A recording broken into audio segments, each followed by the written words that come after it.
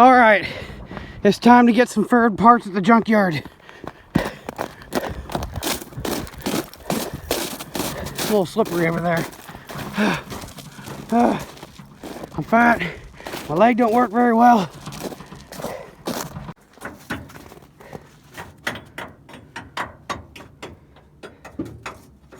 Sadly, this is more narrow than the 250's leaf spring mounts.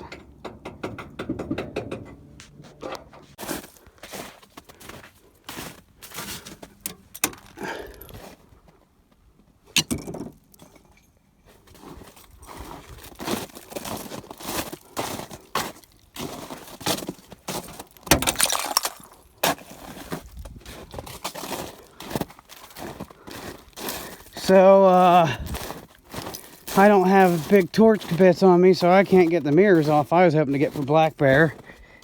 Trust me, I tried. Got all this door stuff for Jake's door that doesn't latch. Got this baby off the same frame I pulled from.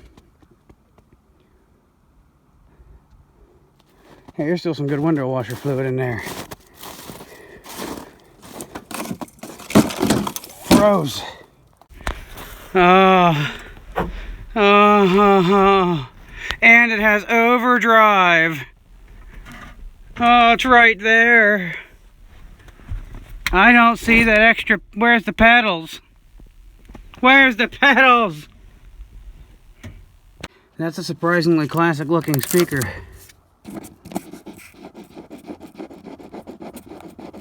It's got coil rub.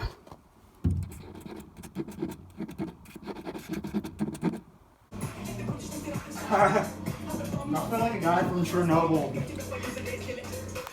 trying to adapt to the future.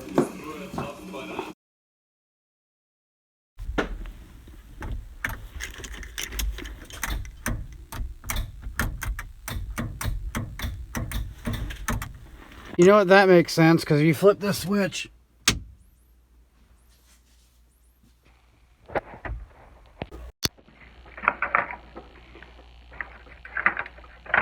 I'd say it does.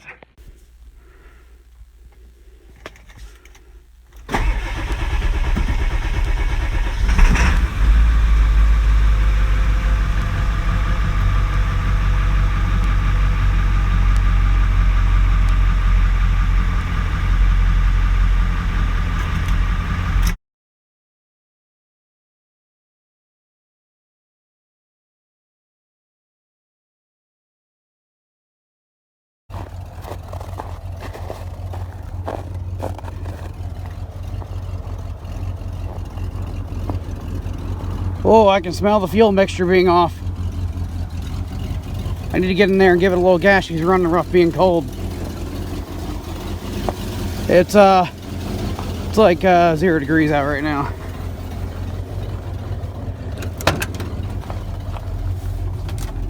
If you can't tell from the windshield.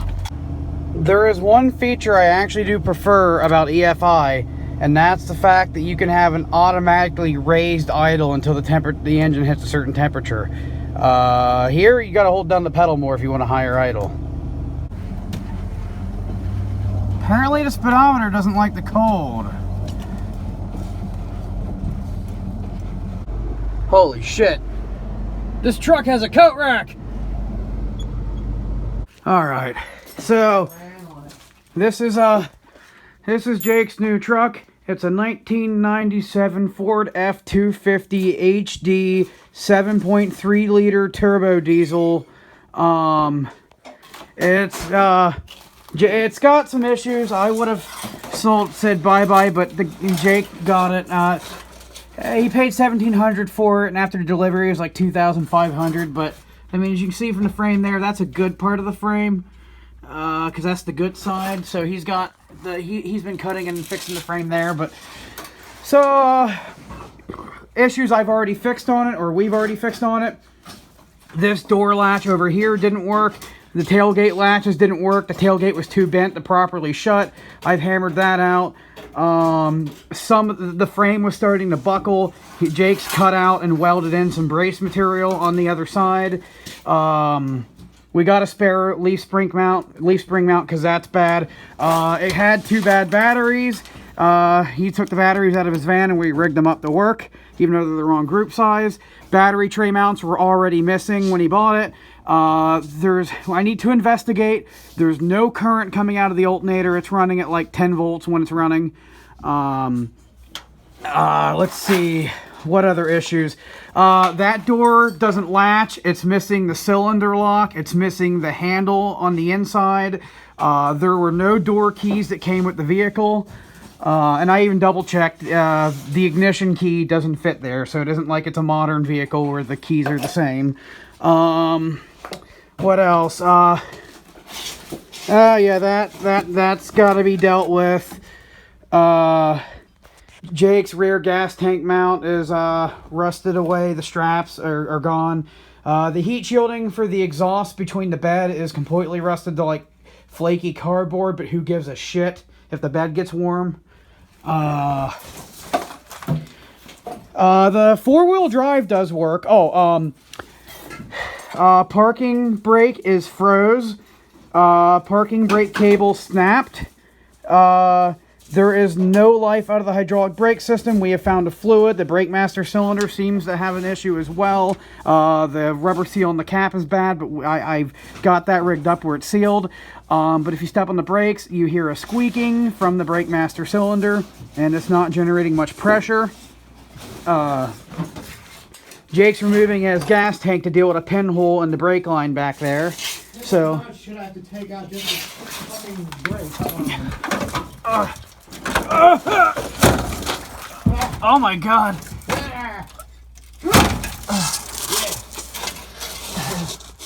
And there's barely any damn room to work in this garage. The reason why I haven't fixed the driver's side door is because I physically can't even open it because there's so much shit here. I mean, look at it. Look at that bag of concrete right by the wheel there. We are barely in here. And, you know, I could get to the other side if we could turn the vehicle around, but Jake lives on a steep hill. And if I start going down... I almost killed Jake with this truck, or at least injured the fuck out of him. Because it was, I was bringing it into the garage, and then I pushed the brake, and nothing happened. Pumped it a couple times, nothing happened. Pushed the e-brake, nothing happened. And then I slammed it in park right before I pinned Jake against the wall. And I mean, I was just in drive coasting forwards. Because, you know, when you have it in drive, it drifts forwards. But I couldn't make it stop drifting, and it fucking was like, oh shit, oh shit. You know, I mean, it was 2 seconds to react, but I mean, I had Jake right up against the wall about to crush his ass before it happened. And I'm sure Jake heard me cussing because I was fucking panicked. Yeah, man. What the hell is that? Is that what is that rusty? Oh my god, that's the fucking like what cups around your gas tank to support it, and it's gone. What? Oh, that rusty shit hanging around the side. This? No. There's actually a support that your gas tank rides up against, and it's about fucking gone. Oh, this. Yeah. Yes. I mean, if you, as long as it's secure, it just has to be secure. Oh yeah, the drive shaft is dented. Can't forget that. Oh, that's a lovely one. It's gonna be hard to fix as fuck. It's kind of hard to see with the flashlight on the camera, but the drive shaft is visibly a little bit crooked from the dent too. I mean, I didn't notice it pulling it in the driveway, but, hey, you know, what? Can you pump the brake for me so I can see which of these lines Alright, let me just make a bunch of old people noises. So yeah, like I said, I had to tear the door apart here and fix the latch mechanism. Oh yeah, I don't have that connected up, I think.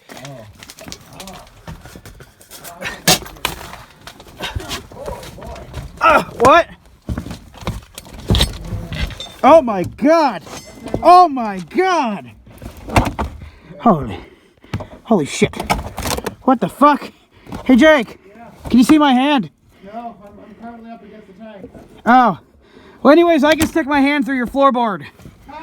I've never seen a vehicle that rusted before. Yeah. Except we're in a junkyard.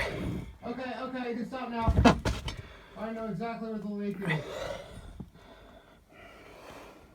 Can you hand me your camera for a sec so I can take a picture of it? Okay. Let me... Shit!